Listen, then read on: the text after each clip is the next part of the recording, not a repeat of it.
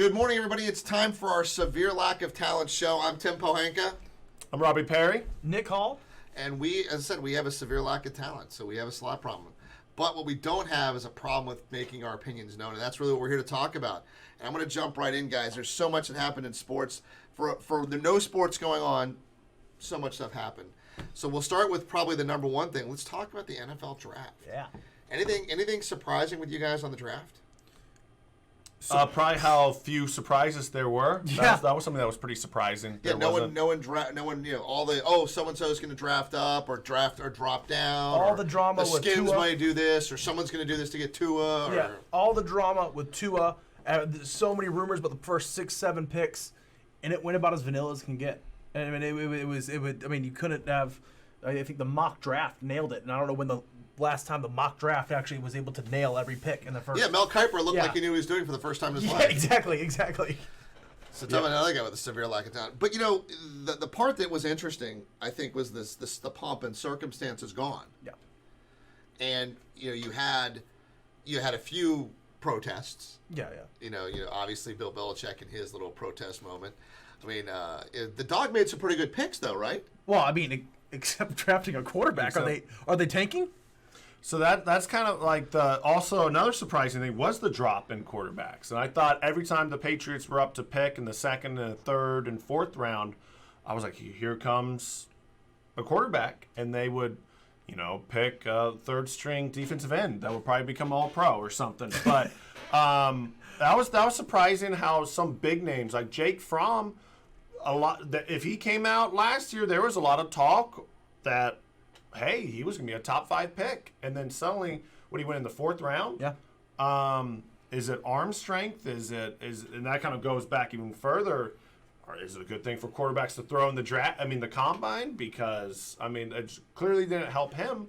So usually quarterbacks are overvalued. It seemed like in this draft, which was also the first virtual draft, seemed like quarterbacks were devalued, if anything. So, well, but if you look at the bigger picture, if you're Belichick and you're sitting in the draft room and you're looking at what's on the board and what's out there and what you need, you need someone who can run your team now. He doesn't need to go back and try to redevelop somebody. He doesn't have Drew Bledsoe in front of Tom Brady. That's not there anymore. And I don't care what you say. I think Tom Brady watching Drew Bledsoe for a while, it makes a difference. Oh, no doubt. Sure. He needs someone who can win now. Who's on the market? It's got to be Andy Dalton, Cam Newton. Now, one could say if Cam Newton was his guy that he wanted, he could have gone out and grabbed him early instead of him still sitting there. But there's enough other people who aren't willing to go out there right now. Cam Newton's value isn't going up; it's not going down. Yep. And with Andy Dalton, you have a chance to bring both of them in to look at what they are. And we talked about this last time. Is it the talent, or is it the system? Well, and I think going back to your first point of if it was your guy, why not sign him earlier?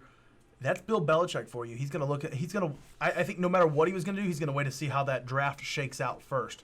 What if, now obviously this was never going to happen, what if a Tua or a Love or a Herbert or whoever that is, what if they did fall all the way down to where the Patriots can get them at, 23, 24, somewhere in there? Something like that. So what if they did fall? What if you can get your future guy right there? So, I don't fault them for not signing one until then. But if they don't go out and sign an Andy Dalton, a Cam Newton, I really don't know who else is on the board now. Jameis just signed a second string contract somewhere. But Jameis Winston is not going to the Patriots. That's one Jameis Winston would be 3 picks away from being not allowed to get back on the team plane. Mm-hmm. Yeah. If it's an away game, he may never find his way home. Correct. Oh, no doubt. But I think that solidifies kind of what I'm saying is that who else is there? It's got if they don't sign an Andy, if they don't a Dalton or a Newton. I mean, Johnny Manziel's still available. I don't know why you're. Yeah. See, but are they making the long play? I know you said they don't want to develop, but are they making the play for Trevor Lawrence? That's my next question. Are they? He doesn't want to go back to losing. No. He's not going to go back.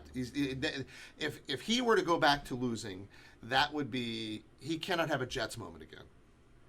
Well, Bill also doesn't want to be 8-8, 7-9, or 9-7, and I think he's a football historian. He knows his facts and the flows of the game. So if he knows, hey, if I tank 1 year and that means I can get back to winning long term, he knows what it might take, how valuable a quarterback is. If they trot Stidham out, I mean, he's going to be, even with that defense and that special teams, they're winning at most 7 games. And this is, my family are big Patriot fans, and they were like, oh, in Bill we trust. And I'm like, you guys haven't seen a bad quarterback for a long time. Mm-hmm. You don't understand what a bad quarterback does to a good team. It just demoralized the defense. Suddenly would give that fourth quarter touchdown drive that they normally wouldn't. Well, what do you mean they haven't seen a bad quarterback in a long time? I mean, if you don't remember correctly, Brady was out for a while. Matt Castle played 3 years in that system, and he was also a good recruit at USC. Okay, but what happened? Stidham wasn't even good at Auburn. But what happened when he left? But they won. But Matt Castle was in that system for 3 years. But what happened when Matt Castle was off the team? Well, then Brady came back. But what happened if Matt Castle was a good quarterback? He would have had success when he left. He did. They won. The Kansas City Chiefs won the division with him. And he played, another 10 years in the league after that? Nothing spectacular, though. Nothing spectacular, but he still won. It's not like Jimmy Garoppolo. Belichick wanted Jimmy Garoppolo. Robert Kraft wanted Brady. Well, also, too, I think Jimmy Garoppolo has proved why. I mean, that's a whole other story. Of course. That's a whole other story on that power struggle between Kraft and Belichick. But Garoppolo has already proved that Garoppolo can get all the flack that he wants for being a game manager, but sometimes it's all you need. I mean, I think he's more than a game manager. I think. Look, guys, I think at the end of this, you're going to find out it was the system. I'm not saying Tom Brady sucks. I'm not saying that at all. But I think you're going to find it's the system. I agree. I mean, I can tell you're going to disagree with me. And by the way, I've got family friends. I was in New England for a long period of time, and I know it's sacrilegious to go about that, but. I think quality coaching beats quality playing. But that system when it's done the right way. But their system wasn't even good last year because Brady started declining. They don't have weapons. They don't have. I mean, the system. Yeah, I could see when you had Gronkowski and Randy Moss and Edelman. Did they make the playoffs with a team that sucked? Well, they also had the number 1 defense and number 1 special teams. But they made the playoffs. So they sucked, but they made the playoffs. So their offense sucked. I mean, there's 32 other teams in the league. Yeah, but how many of those other ones we got? I'd like to suck my way right into the playoffs. I think the Patriots' version of suck is like the 15th best offense. So let's keep that in mind too. We're comparing the last year's Patriots right now to some of the other Patriots teams that you could really make an argument are the greatest teams of all time. Trust me, the Browns would like to suck as much as the Patriots did last year. Yeah. Exactly. So I think though. Yeah. Well, okay, so we can all agree that Stidham is not as good as Brady. Yeah, well, and I think that we might have to cut some of that when we get back. Oh, we're not cutting this. This is why we have a lack of talent. Perfect. You're the only person I know that whispers into a mic. Complete I was going to say. Although the system, I do think it's the system, but that system still revolves around you don't have to be a great quarterback to win. I do agree with that. But you have to make good decisions very quickly at the quarterback spot. You have to. That entire thing is a dink and dive system where you're constantly throwing those 7 to 10 yard passes and letting your receivers get another 8 yards and just plowing your way down the field. If you don't have a quarterback that can make very quick and very good decisions, wide receivers that get open. Correct, 7, 8 but yards. I think that Robbie, to your point, if the Patriots haven't had a quarterback that cannot make those quick decisions. Even Matt Castle, when he went to the Chiefs, he wasn't great, but his number one flack on him is that he wouldn't go downfield. That's what the Patriots need. So it depends. Stidham, maybe there's something more to Stidham. We'll see, but Well, listen, the Bill Belichick draft, I think that part was, the dog, his pick. But of course, it was the dog's pick, so maybe that's the reason why that happened. There you go. But you mentioned before the show that the emotion in this draft. Oh yeah, was amazing. Loved it. My shining moment. Pick maybe 8, the offensive tackle from Georgia. Should have wrote down his name, but did you guys by chance see that family room when that pick was made. His girlfriend went over, gave him a hug, kind of took over. It's so great. Took over the whole screen. Mama said, "No, this is his moment," and gave a just absolute monstrous Reggie Bush stiff arm to this girlfriend. Threw her off the camera and let her son just celebrate this moment as his. Yeah, it was the great. Titans pick because he had like Titans. the Titans hat and he was emotional, and then she just like was all over the screen, and Yes. her mom his mom just yeeted her across the screen. If you think about it, for a lot of these guys, and I've never been to the draft, and I was, but I never got picked. I declared for the draft, so many times, and just never got picked. I don't know why. The Unfortunately, name's still in the ballot. I'm still waiting for the call. I figured I'm gonna get a call. I applied for all major sports this draft too. Still haven't got called. Hey, I'm available if any of you need anybody. Just FYI. I'm a great bench warmer. So, but when you go back and you look at what gets an athlete to where they are, it is their family. Mm-hmm. Absolutely. And then, it's draft day, and maybe you're lucky enough to be invited to the draft, to be sitting in the back room, and you're back there with your agent who you just met, and who's going to high five you like, "Oh, I'm your Jerry Maguire. Oh, yeah. Oh, and then maybe one or two of your family members, versus being in your house with your mom, your dad, your cousins, your next door neighbor who may have helped take you to practice or done something like that. I think there is something to say about that. Yeah.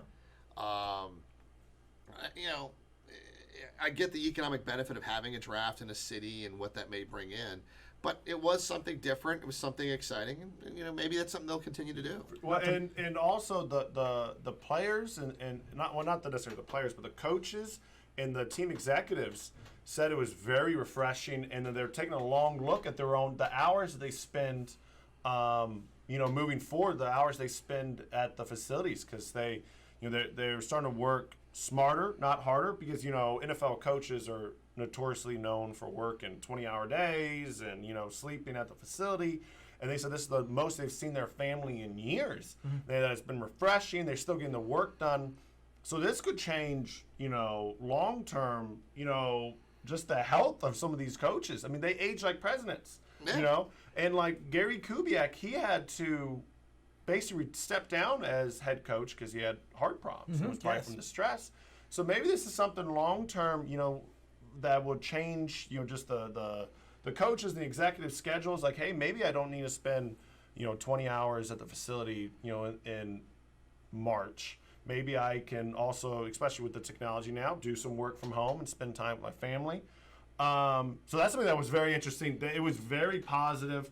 I was expecting glitches. I was expecting hacks, and none of that happened. So I was expecting a little drama. Of course, the only other interesting thing that came out of it is how many people were on Jerry Jones's boat. Yeah.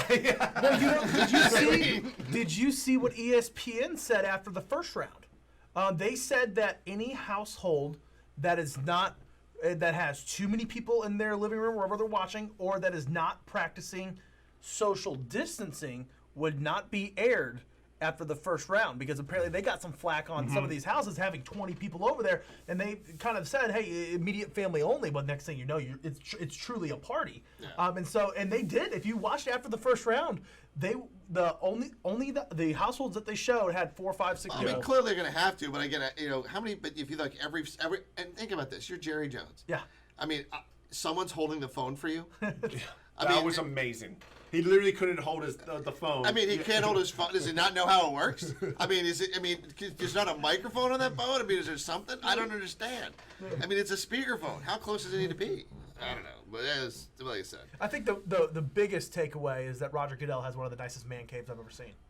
You wonder if it was a set. Well, Is that part of the 40? Is that part of the 40 million? Is that part of his? I'm just glad there wasn't 10 rounds, because any more rounds than 7, he slowly got more casual every single round. I thought it was pajamas in round 8. It was. I thought he was going to start breaking out like a thing of like the night before Christmas and reading. Literally. I thought he was going to read me a bedtime story. Yeah, maybe that's what he should have done, is to film that like the NFL does the night before Christmas, and that should be ready to go. I mean, right from his thing. But you know what? The thing, it's nice for Goodell to have some positive stuff happening. I think that I think based on the circumstances, I thoroughly I mean, I wish there was more drama. Don't get me wrong, but I thoroughly enjoyed it. Thoroughly enjoyed it. I thought they did a great job with it. Well, one thing that ESPN did catch some flack, while the NFL Network and the ABC didn't get as much, but ESPN was definitely highlighting every single player's tragedy that happened in their life. Yeah, well, they went overboard on some of that. Yeah, big time. They were trying to build their own drama. They were trying. Yeah, they're trying to do the whole dun dun dun. Yeah. I know. But it's gonna evolve. And look, it's the first time they've ever done this. Where's the filler space? What are they going to try to do? How are they going to build stuff? Because usually they get a chance to interview these guys. Or just pictures you're right. Pictures of them in the green room? Is that where they all sit? That's great content. Now suddenly, I mean, what are you going to do? How are you going to fill? Like you said, like filler. Yeah. So they don't have a chance. Some of these players, they can say they followed. Oh yeah, I've been following you. They haven't watched tape on all these guys. No. Their first chance to meet him is on a press day, a media day, where they're going back and talking to him. And so some of that went away. Some of it was I would say someone should have edited it and gone, is this really a good idea? Right. But I mean it was a good start. I want you to let you know that I did want to reach out. Roger Goodell is welcome to come and speak on this show anytime he wants. Or read a bedtime story. Or you can have him read a bedtime story if you. That's kind of weird, but hey, if you want him in your house, Roger, he's willing to let you in there. I'll get you Nick's address after the show. Just call me. Roger, he is auctioning off go and watch a game with him in his man cave at a Monday Night Football game this year. I mean, at this point in time, yeah. I mean, after you see it, you're like going. Yeah. And of course, it'd be disappointing if you find out it's real as the brick we have here. He said that you could sit in his chair and that he will be sitting on the couch. So Dave Portnoy from Barstool got arrested because he protested at the NFL Network when they suspended Brady and all that. So he put a $50,000 bid to watch with Roger. No way. Yes. You know what? Hey, I would say this: if it's going to be out there, if it's on that All In Sports Challenge, take advantage of it. Yeah, absolutely. Take advantage of it. I want to shift from football for a second. I'm going to go back into baseball, which you guys know a lot of. We talked last time about the Astros and the sign stealing and all this other stuff. How can you go from one natural disaster to another? This guy wants to put up his World Series ring that who knows whether or not they should have got anyway, and he wants to donate to charity. And what do they decide to do?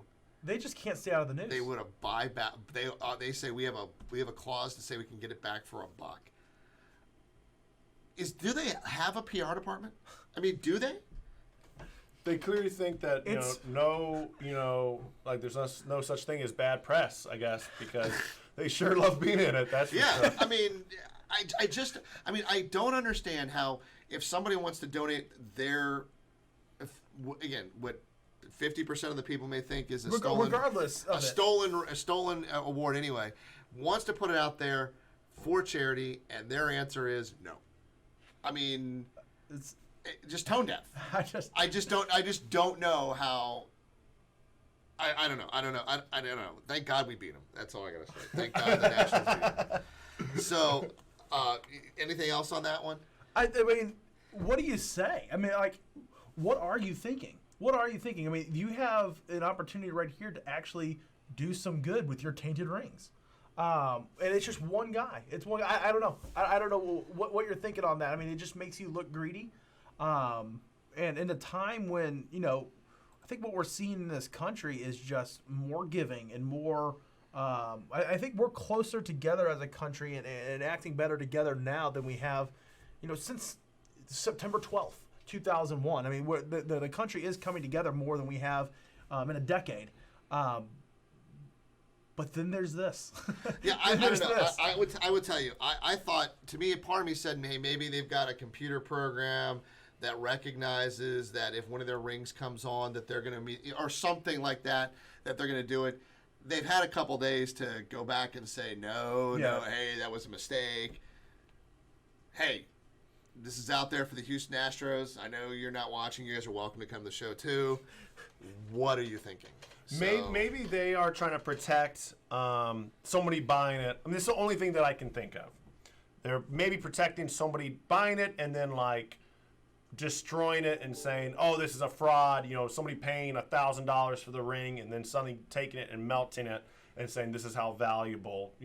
But if you're the their Houston championship Astros, is. if you really are that concerned about it, here's the classy thing to do: you wait to see what the bid is, and if the bid goes to $10,000, or the bid goes to $50,000, the bid goes to $60,000, whatever the bid is, you sit there and say, "Hey, Is it worth the risk? I'm going to go ahead and we're going to match the donation of the $60,000.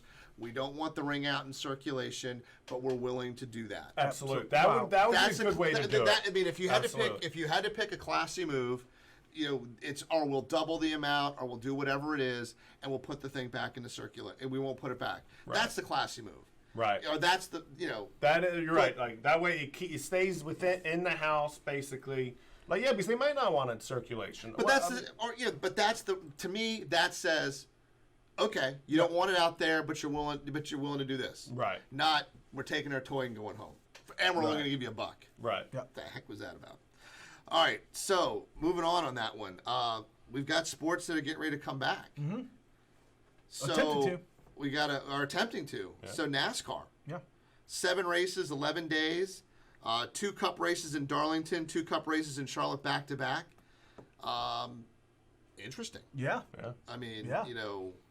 Nobody there. They got a whole testing thing going on. They must have gotten a lot of tests. But, amazing for sponsors. For sure. Yeah. So we'll have live sports, a lot of left turns. I'm a NASCAR fan, so I can't say that's not going to be something exciting. Even if you're not a NASCAR fan, though, it's live sports finally. Yeah. It's something. It's content. That's what we keep saying. We said that last week, too. I think that America is just desperate for content. For sure. I'm not a NASCAR fan. I'll be the first to admit it. I'll be watching. But Yeah. think about this. They've done some of the best job of getting people re-engaged into their sport, or staying engaged with the whole iCar racing. Mm-hmm. So does that mean that they may have picked up some additional fans? Does that mean that they may have some? It's an opportunity. We talked before the show about ratings. Right. They have been on a downslide. The France family, when they went away from their typical, hey, this is how things work, had a problem. Mm-hmm. For sure. Yeah, and I have some numbers just from The Last Dance and NFL Draft. So The Last Dance episodes 1 through 4 have averaged a total amount of viewers of 6 million, and this is the most watched content broadcast on any ESPN network since 2004. And it's also the 4 out of 6 most viewed telecast on TV, period, since mid-March. It also had 4 million interactions across all social media. So clearly there's a desire because, America was watching something at the same time together. And then the NFL Draft, through all 3 days, the whole total was up 35% in viewership over 2019, when 2019 set the new record. So clearly, from a live, perspective of everyone coming together and watching an event together, there is a desire for that. Now, is there a desire for, is it sports or is it just a live event coming together? Well, think about this: for the NFL to have a ratings increase is exciting for them. For sure. Okay, they've been suffering decreases for the last few years. For sure. But I think you're right about people wanting sports. And NASCAR does have a great opportunity to showcase their young drivers because some of the big names are gone. Mm-hmm. They've got a chance to reinvigorate on that patriotism theme. Obviously, how the pomp and circumstance that is normally surrounding a race may not necessarily be there. But when we were talking last week, we talked about how some of these empty stands, it played, you're like, oh my God, it plays a part in it. You very rarely see a stand. For sure. In NASCAR. So you may have some more of that. So they may be able to get that excitement back and how they choose to do it. For sure. So I think it's going to be interesting. I think 2 races at Charlotte and 2 races at Darlington, it's going to, the second race of both of those is going to be the most interesting because they have more time to understand the track conditions, setups. I think it'll be interesting. So is it are they picking up from a standings perspective? Are these counting? Are they picking This is how they're launching in the rest of the series. Awesome. So, yeah, like you said, there's a great opportunity because you can, if you just look at the numbers, people are clearly their starts for it. You know, I get Michael Jordan's a big draw. The NFL draft is a big draw, but the numbers are so significant. You can tell that there's the desire's there. So I think what the NASCAR's doing and UFC's coming back as well. I think, especially in those sports, it's, how it's, you don't have 20-something players out there. It's going to be, I think it's brilliant. It's a brilliant ploy as long as, they do it right and they do it, not in a tone-deaf way. They could see the dividends quickly. Did you see Cowboy Cerrone, what he said as well? Something like he wants to be the first UFC fighter to actually fight 3 UFC fights in a week. He said he's not leaving the ring. He said he's got his trailer parked outside the ring, and he wants to be the first UFC MMA fighter to fight 3 times in 1 week. He doesn't care if he wins or loses. He just wants to fight. Look, everyone wants to get back to their job. Yeah. And if you're a professional athlete, you're on the clock as it is. So these guys want to get back, and these women want to get back in all of these different sports and get back into their job. You talked about The Last Dance, and I'm going to segue into this real quick. Does Isaiah Thomas want to look like the absolute, I'm taking my toys and go home, spoiled, brat type of thing? I mean, how can you go on there and re-bring up all of the negative of whether or not you were talented or not? Slam Michael Jordan, who, if you look at all of these players who played with him, who said that he was the best, and then sit there and claim that he was the 4th best person he has ever played against in the NBA. I mean, what are you thinking? What is his beef? Well, clearly, they don't like each other. They hate each other. But I mean, and still, Isaiah Thomas thinks that Michael Jordan kept him from playing on the Dream Team. Little does Isaiah Thomas know that what kept him from playing on the Dream Team is nobody else on the Dream Team liked him. Nobody liked him. Nobody liked him. He called Larry Bird a bat. He shaded Larry Bird. He made everybody dislike him. So from Magic, all they don't like him. They didn't want to play with him. But he wanted to blame Michael Jordan for it because he had to pick somebody to do it. I mean, he and Dennis Rodman threw so much shade on Larry Bird. I mean, and then, would we talk about Dennis Rodman had he not been on the Bulls championship team? Or would he just be a guy with a ring in his nose who went and go spoke to Kim Jong-un? So I just can't believe that Isaiah Thomas had a chance to sit there and resurrect some positive in his career. Well, and that's the crazy. When I was watching it, the thing that blew me away, because I was 1, 2 when that was going on. So what you all hear about how good the Bulls were, but you didn't realize how good the Pistons were. They were so good. Michael Jordan lost twice in the back-to-back years against them. Michael Jordan hated them. But when Michael Jordan lost in the playoffs, he went, shook their hands, congratulated them. The Pistons were a good team. There was no doubt that the Pistons at that time were an amazing team. But that's what goes to Isaiah Thomas, how unliked he is. He had he would have had a pretty good legacy. He was a really good player, but how unlikable he was, and how much of a baby he was. When they lost, they didn't shake any of their hands. Mm-hmm. Isaiah Thomas said, "No, we leave and we're not shaking anyone's hands." So that tarnishes a legacy. Mm-hmm. That really hurts. And when they were interviewing Michael Jordan, you could tell that he was like, he knew what he was doing, and he still to this day would throw hands to Isaiah Thomas. Well, I really think so. Look at Isaiah Thomas. A good analogy is Barry Bonds. If Barry Bonds was liked and was likable, he would still be considered one of the greatest of all time. People don't even consider him in that conversation anymore because he's hated. There's a city in California that he's they still love him. Well, and I'm sure if you go to Detroit, they speak highly of Isaiah Thomas. I don't know. I mean, maybe not. Because he also came back to try to coach and completely bad. One of the few players that's ever come back and coached and had any success was Larry Bird. Mm-hmm. So I have no idea. I just know that Isaiah Thomas decided to try to come back into the world and I think he fell flat on his face on that one. To say the least. No, And by the way, I say if you want to come defend yourself, you've got a space. We have a chair here. right here. We got a chair for you. NBA. And you don't know. I don't know how much of these rumors are true. When you've got we talked about NASCAR coming back. You have no idea which of these rumors are true about how they're going to come back, if they're going to come back, what it's going to look like. Rumor that they don't see the value in returning. I mean, how do you want to look like how do you want to take over the NFL's most hated status overnight? Speaking of tone deaf. You sit there and you have a guy that I think that their commissioner did the right thing and came out first and was like, look, this is what we're going to do. Yeah. But then to sit there and not try to find a way to come back and play. And I get that there's players association, there's health and all these things that go into it. But these players want to play. For sure. And LeBron James, I actually hadn't heard anything about that until I saw LeBron James' tweet. And he basically said, his tweet said, saw some reports about execs and agents wanted to cancel a season. That's not true. Nobody said anything like that. As soon as it's safe, we'd like to finish our season. I'm ready and our team is ready. Nobody should be canceling anything.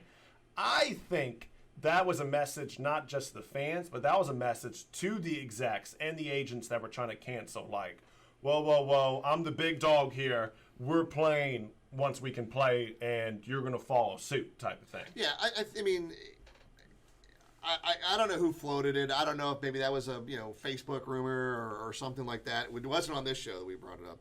But there is value in returning.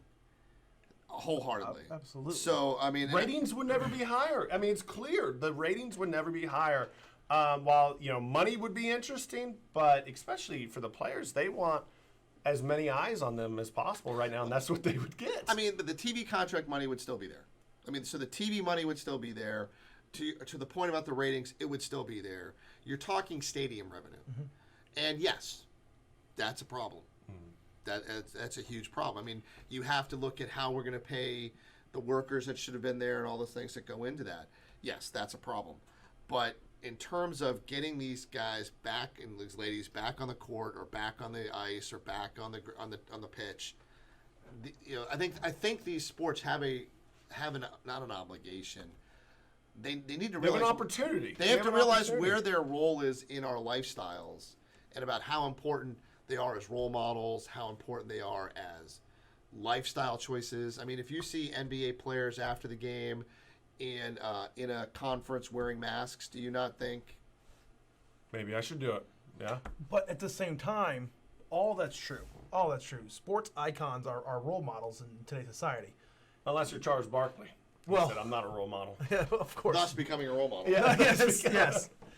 But where is the line on risking their safety in order to get them to be role models again? What does it say when your role model gets severely ill? But that's what the point is if they can come up with a plan. And look, NASCAR came up with a plan. Yeah. Now, right or wrong, good or bad, we'll see. But NASCAR at the same time is a whole different. I was going to say ball game. I'm trying not to make the pun, but a whole different ball game than basketball in that it's the physical contact. The drivers don't have physical contact, but the pit crews do. So if you've been into a NASCAR race and you've been on pit road, it is not a whopping expanse of room between those pits. You've got a lot of people that are in there. You've got the command staff. You look up on top to see the spotters that are helping them direct them around the course. They're herded in like cattle. Mm-hmm. So they're going to have to make some efforts there. They talked about helmets and things that they're going to be doing, but it's a start. Mm-hmm. It gets the conversation moving. It gets the idea of what's out there. Yes, a flu could decimate an entire team. COVID could come through and decimate an entire team. How they can do it, how they want to do it, how the players feel about it. And I will tell you, I am certain that if the NBA, LeBron James made his opinion, I am quite certain there are other players in the NBA that want nothing to do with playing. I agree. And I think that was part of LeBron James's message because I think he knows that there were people that were saying that were like, oh, I just want to go on my vacation, take my money, leave. I'm in Miami right now on my boat. Maybe it's not even just as I'm on my boat and I'm done. There could be people who said, hey, look, I've got young kids at home. Yeah, I got my mom or my dad that's living with us. True. Yeah, they've got the same problems that everybody else in the country would have. True. They just happen to be on a different stage. True. And if those players don't want to play, then they don't play. Like you said, who was it? And there's no shame in that. No, absolutely. Wasn't it, I want to say Andrew Wiggins? I want to make sure, that player might not be correct, but his mother passed away from COVID-19. So, I mean, for him, does he want to go get back out there? I can see, where people are can be uneasy, not just from they vacation or getting back into shape or what, any of that, but also, okay, how is it going to be safe? And not just for myself, but making sure that I'm not the one spreading it to my family or anything like that. I think if the sport can find a way back and they give the players the option, if they want to play, they can play. If they don't want to play, they don't have to play. Because they should have the same rights that all other workers have. Then they can't. Then not.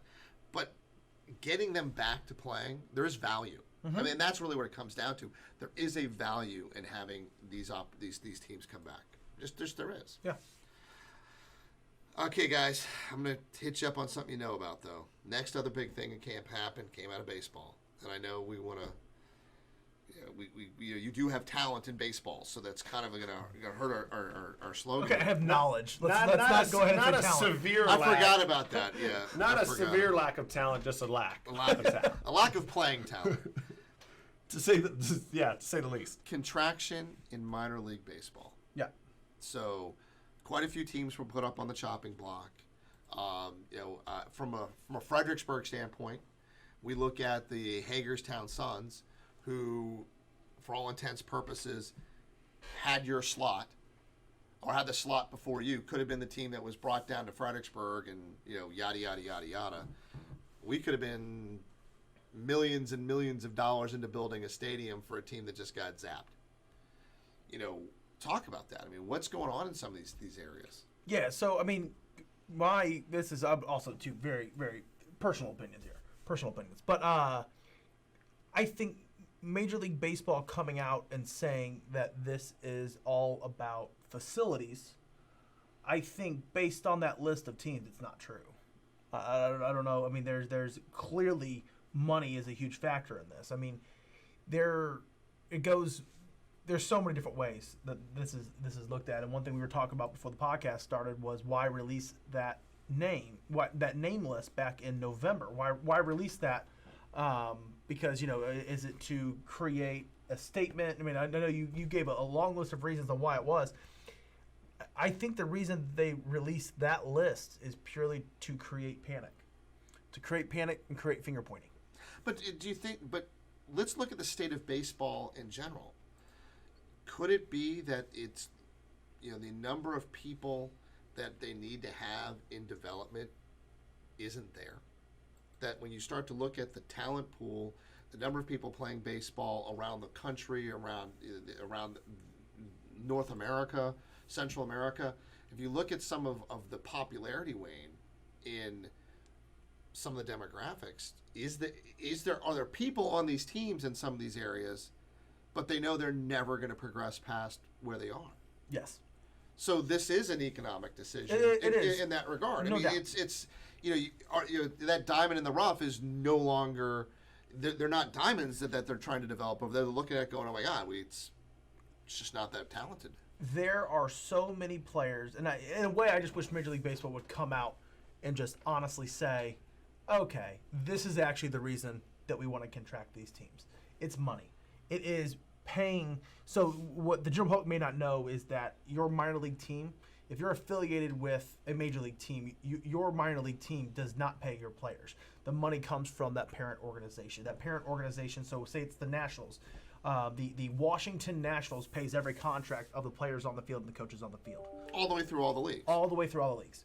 And so that's where this comes down to, is that they are saying, we have to remember the purpose of minor league baseball is to enhance and train players to make the parent club better. That is the purpose of minor league baseball, of every single layer of minor league baseball. The reason that it exists is so that eventually those guys can make a difference in the MLB. Correct. It is a no-brainer that at certain levels, after 2 and 3 years being spent there, you will not have an impact at the MLB level. Well, The MLB it's like an teams- open soda. The second that you're there, your age starts growing. It absolutely does. They know that there are so many players that major league teams are paying contracts for, that they know the reason they're paying that contract is because we have to have 25 people on that roster. Correct. And that's the only reason we're paying that contract, is to field that short season rookie ball team. And so I have to go sign XYZ player from over here just to field this team, so that we have a team, so that we're following the rules. Bodies. Yep. That's, in my opinion, that's where this is coming from. They're looking to save money by eliminating 2 leagues worth of players. It's not about facilities, it's about money. I mean, if you think about it, I mean, at some point in time, you're the last team on the list. Yeah. And, how many players have to be on the last team on the list to take care of injuries, to take care of player movement, and, where are you going to find the replacement players? And it is. I mean, just the talent pool shrinks and shrinks and shrinks. And what type of development are you going to have with your diamond in the rough? I mean, my dad has an expression, it's hard to soar like an eagle if you're surrounded by turkeys.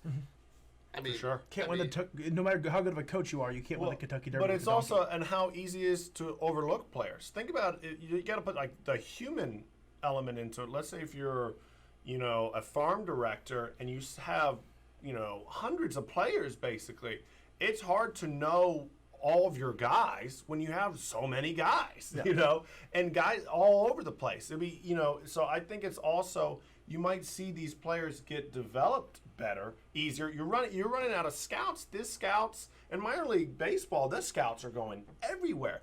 Your talent of scouts might also start be waning, because it's like, well, you might be overlooking diamonds in the rough because you don't have the scouts that need to be in rookie ball and things, because you have there's so many teams. So while it's at the end of the day, it's definitely a business decision, and I agree with Nick. They need to come out and say this is why.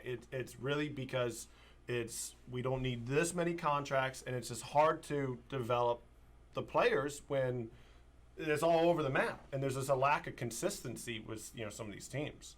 Because if realistically though, if I'm the MLB executives, and I agree, Robbie just reiterated my point, but they just need to come out and tell us why they're doing this, because right now I think there's a lot of smoke and mirrors, on trying to say that it's all about facilities. Man, there are teams on that list that facilities is not the issue. Well, when you're looking at developing players, they have a quality weight room, they have quality training areas, and there is all the other salaries. Now, will this rise to an independent? Do you think this might bring about an independent minor league? No, I think it's the actual.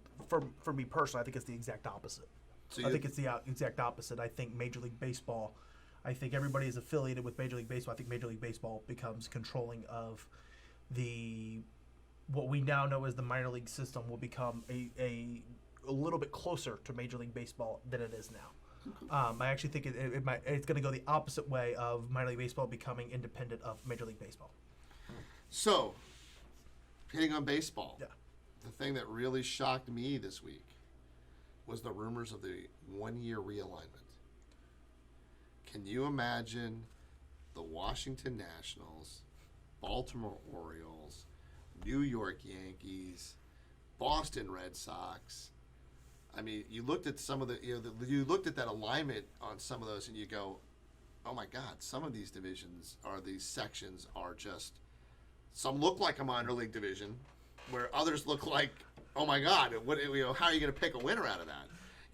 Does this mean that the Yankees don't have a DH this year? Does this mean that the Nationals do have a DH this year? I think no matter what, you have to go DH throughout. Or do they sit there and say, "Hey, we're going to go DH, non-DH based upon Home team. It's home and away." Do they still have your natural- do they do that type of? I mean, again, I don't know, but I mean, part of me was excited. Now, of course, then part of me wasn't excited because I'm going, well, wait, if I can't go to the game, it doesn't matter. So, but again, so I got part of me got excited about that. Yeah. I go both ways on it. I mean, I'm glad that they're trying to come to a solution that means we get to watch baseball. I know that. Yeah, I mean, I don't know what realignment it's- does other than save you some travel money. Yeah, but exactly. But I mean, I guess New York Mets, New York Yankees, more times a year, kind of exciting. Yeah. Boston Red Sox against the Mets and the Yankees, it's kind of exciting. Yeah. Get to see some different. Whoever you're a fan of, you get to see some new teams that you don't normally get to see very often. I mean, so that's kind of cool, especially for a season which will obviously be shorter than a normal year. I mean, and then here's the great thing is that means we get to play the Florida teams a lot. Yes. Yes. So that's a couple wins right there. So if they do realignment, that basically means they'll be playing at home stadiums. I mean, again, all I know is, So many models still. So many models. Because if they went the Florida and the Arizona leagues, you could still keep the same divisions because everyone's going to be there. The realignment would mean that they would be playing at home stadiums, which would be that's a whole nother can of worms because I know there was ESPN did a good article the other day and they were saying the owners are going to say, hey, we can't play at our stadiums in front of no fans because the power bill alone, is going to, turn on all those lights. They're going to be in trouble. Well, I guess you go back to day baseball games. True. That is very true. So you would have the Yankees, the Mets, the Sox, the Nats, the O's, the Phillies, the Pirates. Wouldn't that be great to play that? The Blue Jays, the Rays, and the Marlins in one division. The Cubs, the Sox, the Brewers, Cardinals, Royals, Reds, Indians, Twins, Braves, and Tigers. And then Dodgers, Angels, Giants, Athletics, Padres, Diamondbacks, Rockies, Rangers, Astros, and Mariners. It would just be basically. But it just I guess my only thing about it, and there's no right way to do it. But if you're talking about competitive fairness, man, that Eastern Division is a little bit more loaded than the other ones.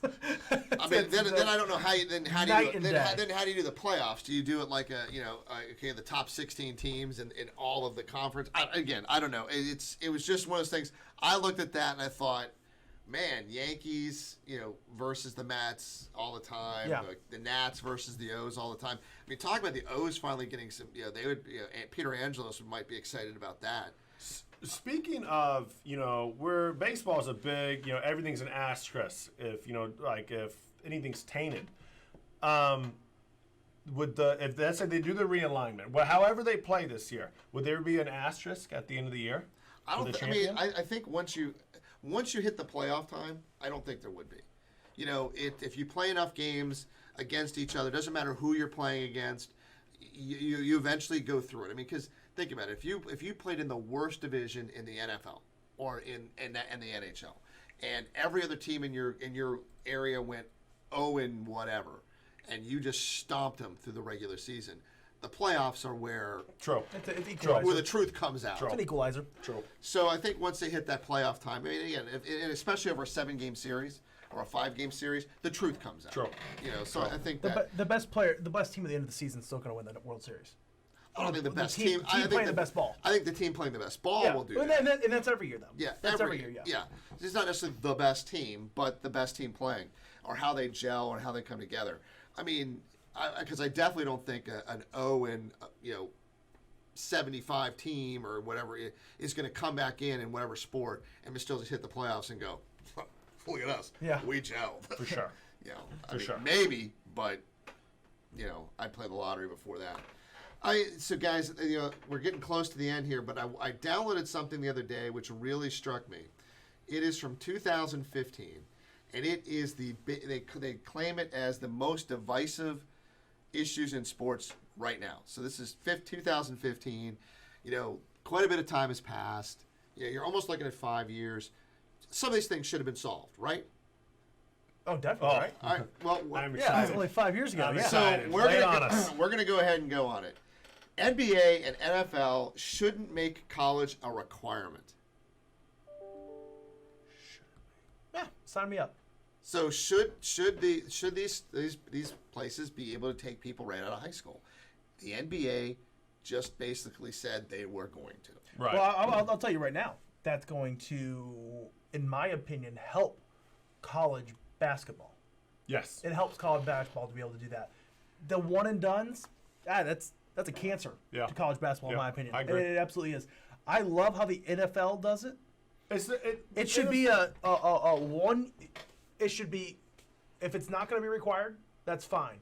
If it is required, you should have. It should be like baseball. The reason, baseball. the You have reason to why I do think 3 the years or no NFL, it's a good thing for the NFL, having, because it's basically their minor league system. Those 3 years, that's But the what are way they of going to do developing. during that? I mean, the argument for college is it gives players and kids a time to go from being an adolescent to a young adult, and you're not dumping. I mean, the NCAA now said that you can sign endorsement deals. Those things. So there's now money in the NCAA. So should these kids be given a chance to get an education? There, in my opinion, though, from a competitive side, there is a huge difference of a 19-year-old playing basketball compared to a 19-year-old playing football. I really think I don't believe that you can contribute as a 19-year-old to your football team anywhere near how you can contribute to an NBA team at 19. I mean, I don't know how we can both make that clear. I mean, none of us play baseball, basketball, football with any talent. But no, I'm with you. I can understand that. The Redskins should change their name. Oh, I man. mean, so I'm sorry. That's still divisive. That's man, not yeah. going away. Especially in this area, because when that came up, Nick or myself, we weren't living here. So that, I would love to get your take on that. I will tell you that the Redskin name, or use of any name, can be offensive. The problem for Dan Snyder is that he's been tone deaf to the problem. The Florida State Seminoles have an arrangement with the Seminole tribe about the use of the name.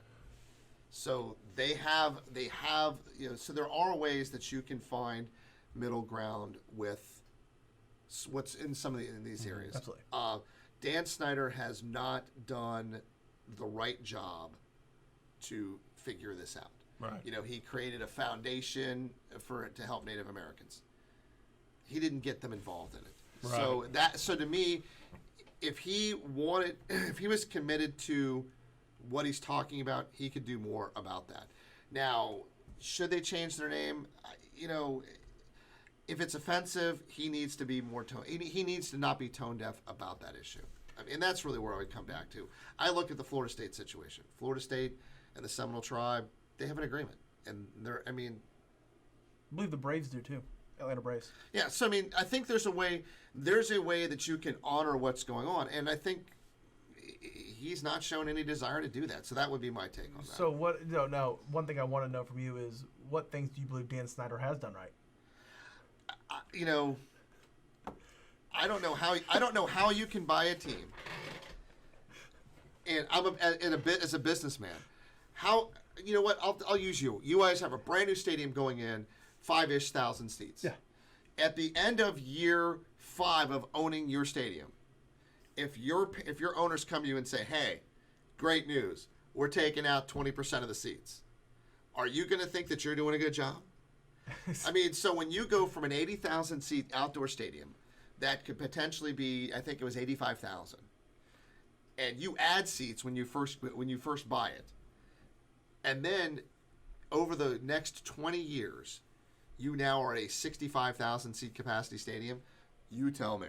And nobody's going to the game. The demand is less somehow when you're at 65,000. I mean, the worst team in the NFL over the last 20 years, when you are, arguing who it's going to be, when you're in that discussion realm, It's not a good thing. it's not a good thing. So my answer to you on that is, what has he done right?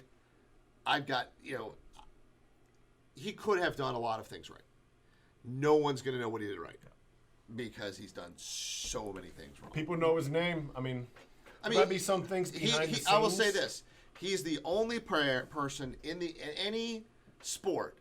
I take that back. He and Jerry Jones are the two players who've learned what it's like to be able to be a fantasy league owner of a professional team, and how bad you can be doing it. With all this in mind, I'm going to pull a Tim right now. Dan Snyder, we have an open chair for you right here. Yeah, exactly. Slip your lack of talent. Yeah, Dan Snyder can come down here. Bailing before shaking hands.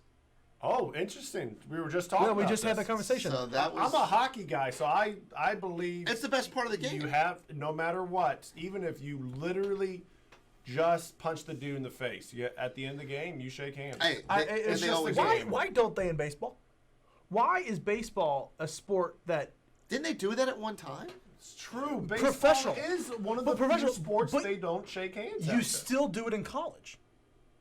Yeah, it was college that does that. It's college and it stops. They were even in the social distancing Probably before because the school. it's probably because you're so close to the dugout and you're ready to go. Well, I mean, you know. that's also true too. But even at the minor league level, it's not that it's not. And just to let you guys know, in baseball, it's not a sign of disrespect that they don't. It is tradition that you don't. Oh, it's definitely a sign of the winning. disrespect. The baseball players, they love each other. Yeah. There's a mutual respect for that. But after the game, the winning team gets the field. You know It's what? the weirdest I want tradition. someone to actually write down all the unwritten rules in baseball, and we could talk about those. I Oh, that's a great- I would love there that. you go. That's a great one. There you go. Okay. That is maybe for our next show, you guys should come in with the unwritten rules of baseball, so we could sit and that maybe we actually get a bestseller out of it. And we can prove And That's you know a what? good We'll get a baseball expert to come on and talk about the unwritten rules. Yeah, I of mean, baseball. when you look at those unwritten rules. So the other one is the college football playoff is perfect. Wait, in The college 15. was even in 2015. 15, it's changed since then. The answer is no then and no no. still. Okay. The more instant replay, the more the merrier. I think that we've seen instant replay is just getting out of hand. Although Yeah, the that XFL can't be instant correct. replay was the best. Oh, that Right. and the XFL, the NFL. Hopefully, I mean the NFL has let us down many times before, but with the transparency that the XFL That was was showing awesome. was fantastic. Fantastic. Major League Baseball steroid era players should be excluded from the Hall of Fame.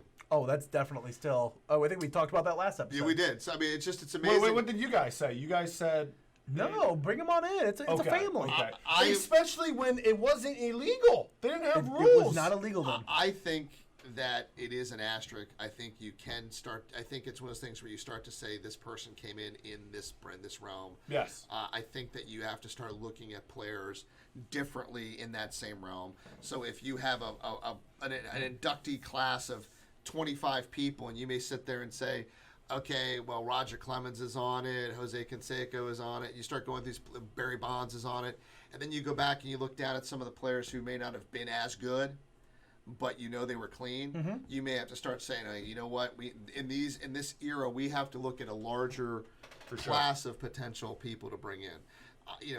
Would Roger Clemens have still been Roger Clemens without steroids? I think absolutely. If Roger Clemens' career had ended 2 years earlier, Roger Clemens is still in the Hall of Fame. So with Barry Bonds. No. Barry Bonds went from being a skinny guy to being a bulky But he guy. was a borderline Hall of Fame player before then. Barry Bonds. He was a fantastic Barry player. Bonds I think is different from the standpoint that a lot of his fame and heyday came afterwards. True. He's the home runs, but he was a fantastic The player. only player that I think that really brings into question is going to be players like your Canseco's. And Mark McGuire. And your Mark yeah. McGuire's. And would Mark McGuire just have been a decent 260 first baseman? I don't know. But again, when you look at some of these other players who would have been dominant, yes, you're right. I still think that Barry Bonds would have been a dominant player. I still think that, Alex Rodriguez. yes. He was just a pure player. Yeah. There are players that we can agree that it's a shame that they did it. I mean, Lance Armstrong was still a good bike rider. Probably could have won a couple Tour de France's on his own. I think he won. This one goes before, back right? to the conversation that we were talking earlier about tarnishing your legacy. So the reason why A-Rod, he has aged so much better compared to everyone else because he admitted I cheated, I was wrong. People hated A-Rod, and then suddenly they were like, "Oh, we can forgive him." America's Lance baseball. Armstrong was a-hole. He got people he ruined people's careers because they went against him. So then, since he burned everybody, when he finally tried to come back, like, "Hey, I was wrong," there was nobody to defend him. Well, he look.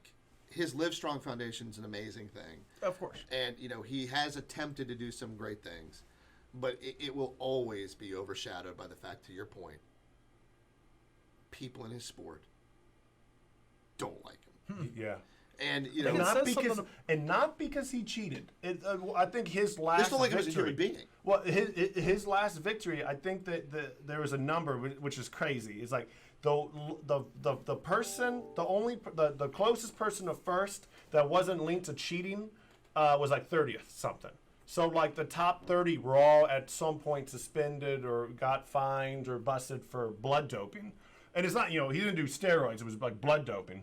But the fact that he was like so gung-ho about it and went after people and destroyed people's careers, that's why he's hated. Not that he cheated. Well, he was at the one point the forefront on calling other people out for cheating. Exactly. Correct. That's even worse. And that's the point. I mean, if you listen to, the documentaries on him and what happened, he's welcome to come to the show and talk about it as well. Sign me up. I would love that. I will say this. I still think he's one of the most amazing athletes. No doubt. Without a doubt. I can look at him and say, oh my God, you make me look like I am. It's inspiring. He's inspiring. You make me look like I have a severe lack of talent. Yeah. You were the poster child for making me look like I have no talent. He is an amazing guy, and he has done amazing things. And it's a shame that, again, in the defense of himself, he took such a stance that he destroyed other people. Same thing with Barry Bonds. Barry Bonds was an a-hole. If he went the same route of A-Rod being like, hands up, I did it, I messed up. Or how about Manny? We just talked about Manny earlier. Yeah. Manny Ramirez. People love Manny. All we talk about Barry Bonds. All these people we think steroids. You talk about Manny Ramirez, guys. He tested positive. Yeah. Twice. It's the mea culpa. Okay, you caught me. Yeah. He said, "Yeah, I did it." But you know what? That was just Manny being Manny. In jail because they refused to go against Barry Bonds. Mm-hmm. That's what Barry Bonds' legacy is directly. Yes, it has steroids, but it's also how much of a punk he was about everything. Instead of him just getting out there on a press conference saying, "I cheated," I was trying to, under the pressure for the contract for the fans, I cheated. I was wrong. I still think I'm a great player. Blah blah blah. And then everyone would have forgotten about it. People would have forgotten about it. Yep. Yeah. Well, guys, we have a lot more to talk about in the 2015. We'll bring it back up at the tail end of our shows all the time. I'll bring up some other ones that are controversies. There's a ton on here, Joe Flacco and all of them. So it's amazing when you start. That to has changed. When you start to think, maybe that's one that's been solved. But when you start to look at some of these things, I was laughing about it. Guys, it's been great. This has been Severe Lack of Talent. I'm Tim Pohanka. Nick Hall. Robbie Perry. And we'll see you guys here again next time.